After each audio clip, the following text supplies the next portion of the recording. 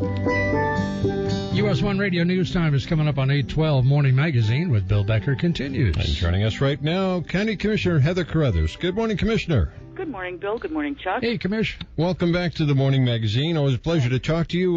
We're looking at Tropical Storm Erika and what it might mean for us here in the Keys as we head into the latter part of the weekend. What are your thoughts? Well, I've been reading all of the updates and everything, and we've been working, of course, with the National Weather Service all week. We have another call this morning, but I wouldn't expect that we'll may be making any decisions on that call, simply because there's so much uncertainty still with what's going on. Some of the models have shifted it a little bit further west, but there's no discussion. There's not even the mention of the word hurricane in the National Weather Service discussion this morning. So we're going to keep watching it. I would say any kind of evacuation calls are extremely unlikely, but people need to watch it carefully because there's uncertainty with what it's going to do after it emerges from the track right. and intensity, both a little bit uncertain here too. Yeah, exactly. But people should be ready to prepare for tropical storm force winds, certainly. And honestly, yesterday there were some pretty bad thunderstorms, and I heard of a little bit of uproar from Marathon to Isla Morada, even from the regular rainstorm. So taking all your extra outdoor stuff and just keep an eye on it. Yeah, they had some 45-mile-an-hour winds yesterday in some places. Yeah, exactly. I read something on Facebook that somebody thought that there was a gust up to 70. So you never can tell.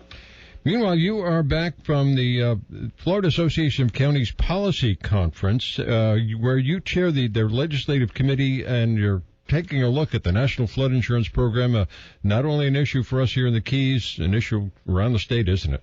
Yes, it is. Yeah, I'm one of the co-chairs for the Federal Policy Committee, and I chaired that meeting on Wednesday, and we talked about a lot of issues that are important to all counties, including new regulations with the waters of the U.S., including funding for transportation bills.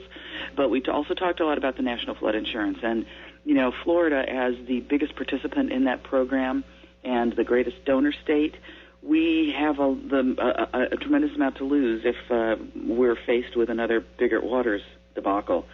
So we have decided that we're really going to be proactive here and try to come up with some ideas of how to restructure completely NFIP, because this is not just a matter of, well, let's just slap some increased premiums on the policy holders, because that's what happened with Biggert Waters, and we know what devastation that can do to coastal economies, coastal and riverine economies.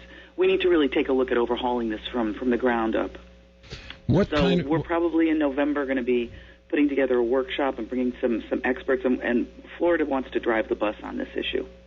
Do you see this as adversarial with FEMA, or are they on the same page with you? I think FEMA is completely overwhelmed, frankly. I think some of them are on the same page, but as can often happen with institutions that have some kind of bureaucracy, it's very hard to move them. So, I think if we present this as, look, this is a solution that we're trying to find together to protect, our properties and increase the solvency of NFIP. There's no doubt that needs to be done as well. But the way the program is structured right now, I think that there are some fundamental problems that we need to take a look at, like how much we pay the write-your-own companies for basically doing nothing but paperwork for us and bearing no risk, and for how do we encourage more people to be part of this program, and how do we find funding sources so people can mitigate and give them real credit for mitigating, so that more people carry flood insurance. So there's a lot of work to be done. Yeah, sounds like it. And you're chairing that committee. Is that the big push for their policy stuff this year? It's one of our three priorities. Our three priorities this year are flood insurance, MAP 21, which is the reauthorization of the transportation bill, and Waters of the U.S. clarification of what those new regulations are going to be for Floridians. Okay. Now, of course, Florida has a lot of inland counties. Are they as concerned as the coastal counties are?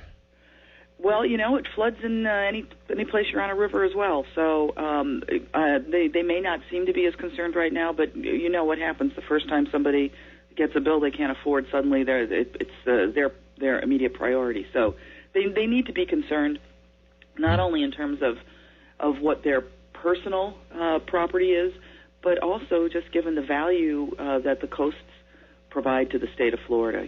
Nationwide, coastal communities represent about 46% of the GDP. If the coastal communities themselves in this country were an economy, we'd be right behind China and the U.S. Okay. County Commissioner Heather Carruthers, thanks for joining us today. Always appreciate it. Have a great weekend, and batten down. We'll see what happens. Yeah, absolutely. Thanks a lot, guys. Take care. So long. Stay dry. Bye now. Bye-bye.